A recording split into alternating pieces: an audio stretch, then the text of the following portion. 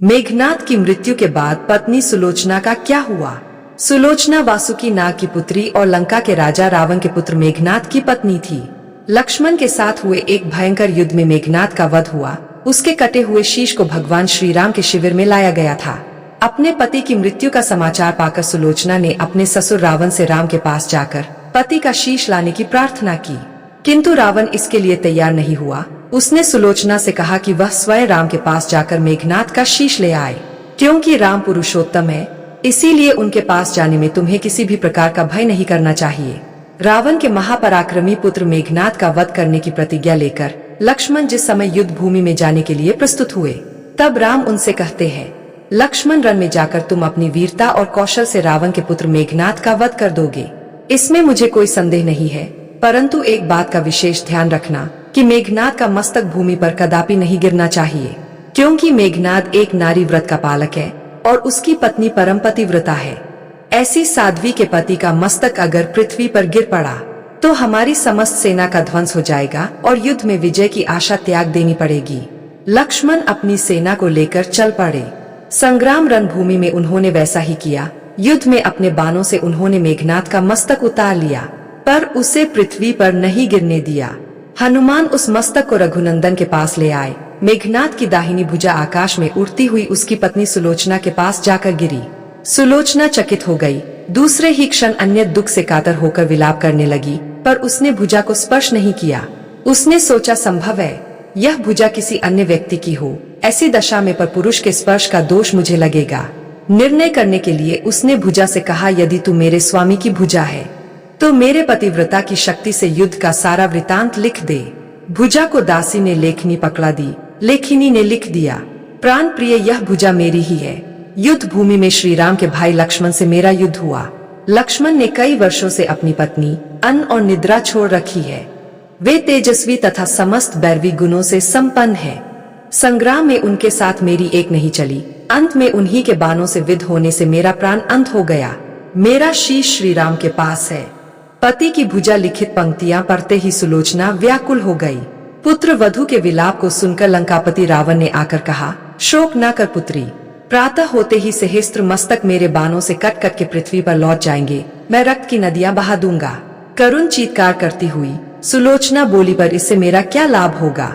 सहस्त्र क्या करोड़ों शीश भी मेरे स्वामी के शीश के अभाव की पूर्ति नहीं कर सकेंगे। सुलोचना ने निश्चय किया कि उसे अब सती हो जाना चाहिए, किंतु पति का शव तो राम दल में पड़ा हुआ था।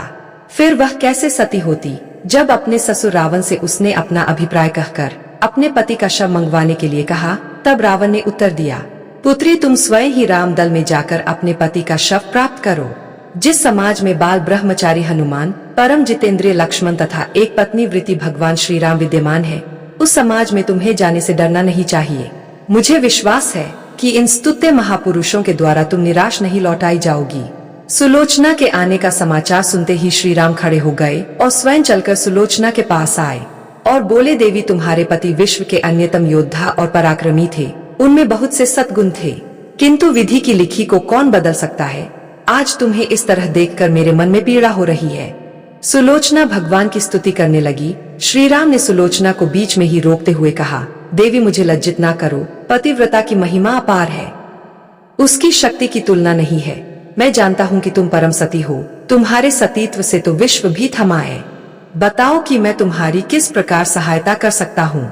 सुलोचना ने अश्रुपूरित नैनों से प्रभु की ओर देखा और बोली, हे राघवेंद्र, मैं सती होने के लिए अपने पति का मस्तक लेने के लिए यहाँ पर आई हूँ। श्री राम ने शीघ्र ही ससम्मान मेघनाद का शीश मंगवाया और सुलोचना को दे दिया। पति का छिन्न शीश देखते ही सुलोचना का हृदय अत्यधिक द्रवित हो गया। उसकी आंखें बड़े जोरों से बरसने लगी। रोते रोते उसने पास खड़े लक्ष्मण की ओर देखा और कहा, सुमित्रा नंदन, तुम भूल कर भी गर्व मत करना कि इनका वध आपने किया है। मेरे स्वामी को धराशायी करने की शक्ति विश्व में किसी के पास नहीं थी। यह तो दो पतिव्रता नारियों का भाग्य था। आपकी पत्नी भी पतिव्रता है और मैं भी पति चरणों में अनुरक्ति रखने वाली उनकी अन्य उपासिका हूँ। पर दुर्भाग्य से मेरे पति एक पतिव्रता नारी का अपहरण करने वाले पिता का अन्न खाते थे और उन्हीं के लिए युद्ध में उतरे थे। इसी से मेरे जीवन धन पर लोक से सिधारे। सभी योद्धा सुलोचना को राम शिविर में देखकर चकित थे। वे यह नहीं समझ पा रहे थे कि सुलोचना को यह कैसे पता चला कि उसके पति का शीश भगवान राम के पास है। जिज्ञासा शांत करने के लिए सुग्रीव ने पूछ ही लिया कि यह बात उन्हें कैसे ज्ञात हुई कि मेघनाद का शीश श्री राम के शिविर में है। सुलोचना ने स्पष्टता से बता दिया, मेरे पति की भुजा युद्ध भूमि से उड़ती हुई मेरे पास चली गई थी, उसी ने लिखकर मुझे बता दिया। व्यंग्य भरे शब्दों में सुग्रीव बोल उठे, निष्प्रभ यदि लिख सकती है फिर तो यह कटा हुआ सिर हंस भी सकता है। श्री राम ने कहा, व्यर्थ बातें मत करो मित्र, पतिव्रता के महात्म्य को तुम नहीं जानते। श्री राम की मुख कृति देखकर सुलोचना उनके भावों को समझ गई। उसने कहा, यदि मैं मन वचन और कर्म से पति को देवता मानती हूँ तो मेरे पति का यह निर्जीव मस्तक हंस उठे। सुलोचना की बात पूरी भी नहीं हुई थी कि कटा हुआ मस्तक जोरों से हंसने लगा। यह देखकर सभी दंग रह गए। सभी ने पतिव्रता सुलोचना को प्रणाम किया। सभी पतिव्रता की महिमा से परिचित हो गए थे। चलते समय सुलोचना ने श्री राम से प्रार्थना की, भगवान आज मेरे पति की अंत्येष्टि क्रिया है और मैं उनकी सहचर उनसे मिलने जा रही हूँ, आप आज युद्ध बंद रहे। श्री राम ने सुलोचना की प्रार्थना स्वीकार कर ली। सुलोचना पति का सिर लेकर वापस लंका आ गई। लंका में समुद्र के तट पर एक चंदन की चिता तैयार की गई। पति का शीश गोद में लेकर सुलोचना चिता पर बैठी और धधकती हुई अग्नि में कुछ ही क्षणों में सती हो गई। दोस्तों, आपको यह कथा कैसी लगी कृपया कमेंट करके जरूर बताएं। वीडियो पसंद आया हो तो लाइक करें और ऐसे ही और भी बहुत सारी कहानियों, कथाओं एवं जानकारियों को सुनने के लिए चैनल को सब्सक्राइब जरूर करें। धन्यवाद।